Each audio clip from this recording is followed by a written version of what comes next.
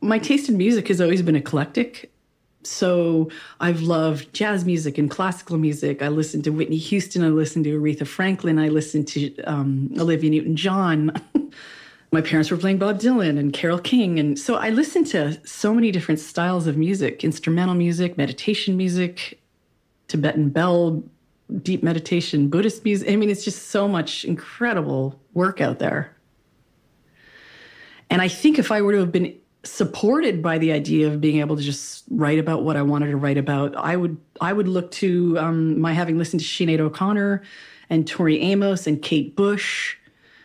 It was a twofold passion of mine in terms of listening to these beautiful artists. One was just their songs are incredible and their harmonic choices and their voices.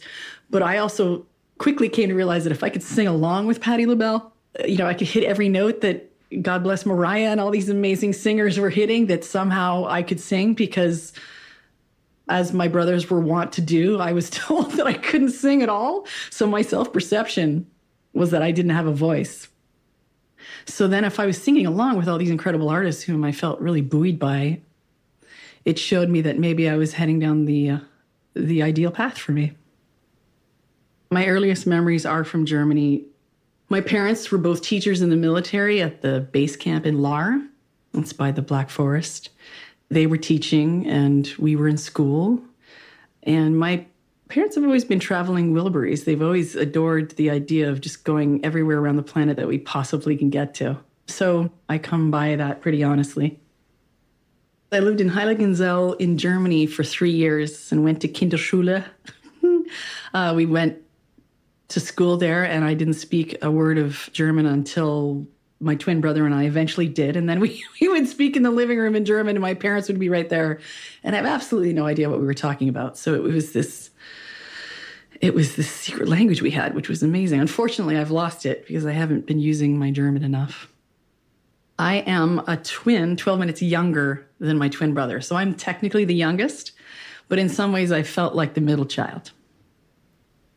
We are in some ways wildly compatible and very similar, I think, in our humor, in our ability to go really deep together, do the deep dives, interiority dwelling, as I call it.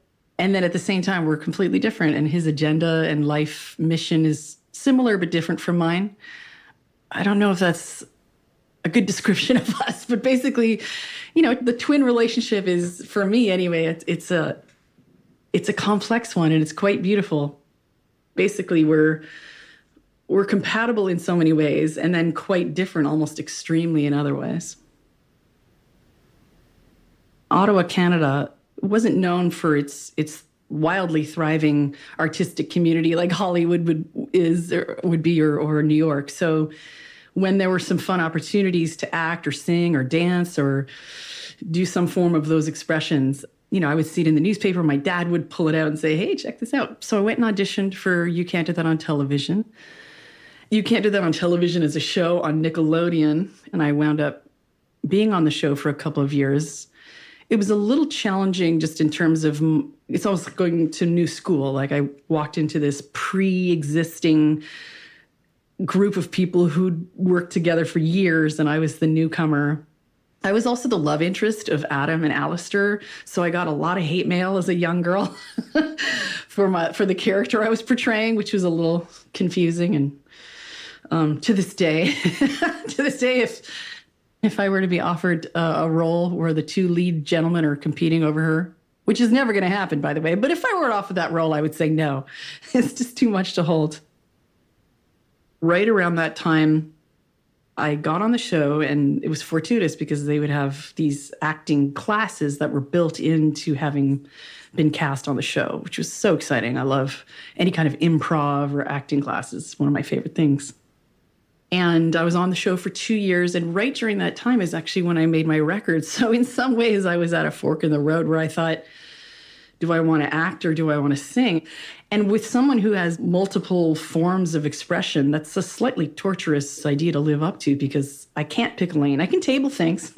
So now, back in the day, they wouldn't sign kids. They wouldn't sign a 10-year-old to a record deal. Whereas now They're signing embryos. They're like climbing right up on in there and get the signature. You know, they'll sign you so young. Para seguir escuchando este audiolibro gratuitamente, haz clic en el enlace de la descripción y podrás escucharlo completo sin coste gracias a la prueba de 30 días de Audible.